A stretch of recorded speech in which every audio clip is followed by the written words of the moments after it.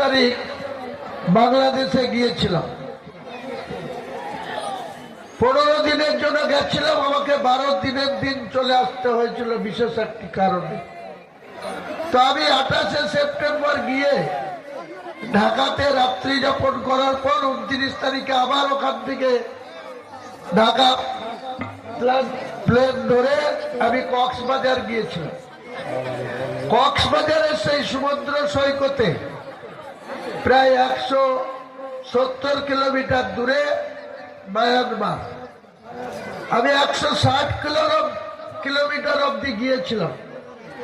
মায়ানমারের 10 কিলোমিটার আগে সেখানকার বাংলাদেশের বর্ডার গার্ড এবং রাষ্ট্রসংঘের যারা প্রশাসনের লোক রয়েছে, গার্ড রয়েছে, তারা আমাকে আর যেতে দেয়।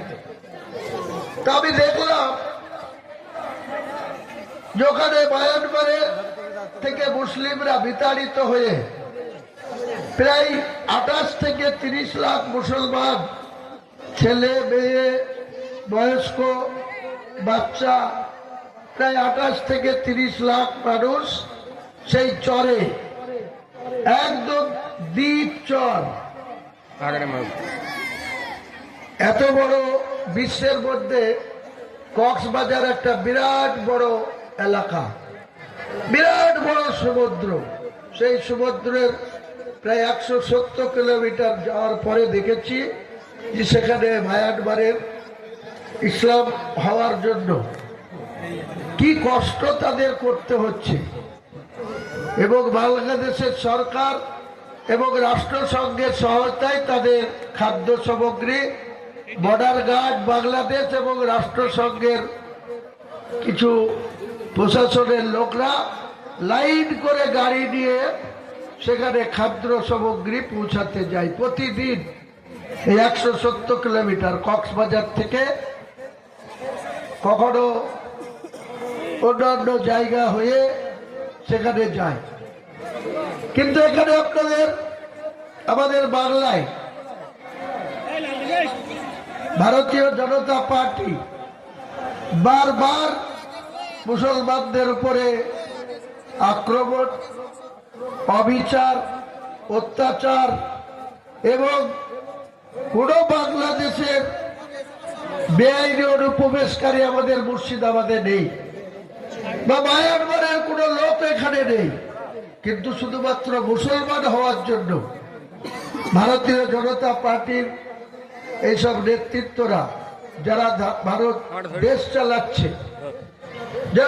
চালাচ্ছে, পাশাপাশি 19টা রাজ্য চালাচ্ছে, তারা এই বাংলার দখল নেওয়ার জন্য প্রতিনিয়ত মুসলমানদের আসামির কাঠগড়ায় দাঁড় করাচ্ছে। মুসলমান কোন কাপুরুষ জাতির নাম নয়। মুসলমান মহান আল্লাহ পাকের সাহারায় বা তার হেফাজতে মুসলমান মাথা উঁচু করে বিশ্বের বুকে বেঁচে আছে। বিক্ষিপ্ত কোনো জায়গায় কিছু ঘটনা ঘটে, কিন্তু আমরা এই বাংলায় 11.5 কোটি মানুষের বসবাস, তার মধ্যে প্রায় 4,25,00,000 মুসলমানের বাস।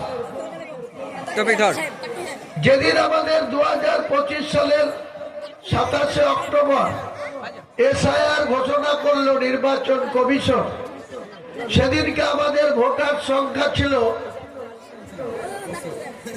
7,66,533 জন। 7,66,533 এর মধ্যে 2,82,00,000 ভোটার মুসলমান, মহিলা পুরুষ ধরে 2,82,00,000 মুসলমান ভোট। আমরা মুসলমান এত বোকা, আমরা এত নিজেদের মধ্যে খেয়ে করি, আমরা এত মুসলিম গ্রামগুলাই নিজেদের মধ্যে হানাহানি, কাটাকাটি, সামান্য কিছু জায়গা নিয়ে নাই, কোনো সামান্য কিছু স্বার্থ নিয়ে আমরা ইসলামের আদত ভুলে গিয়েছি। কোরআনের যে নির্দেশ সেটাকে আমরা মান্যতা দিই না। তাই আজকে আমরা 2 বছর ধরে লক্ষ্য করছি যে সরকারটা নির্বাচিত আছে মুসলমানদের দ্বারা।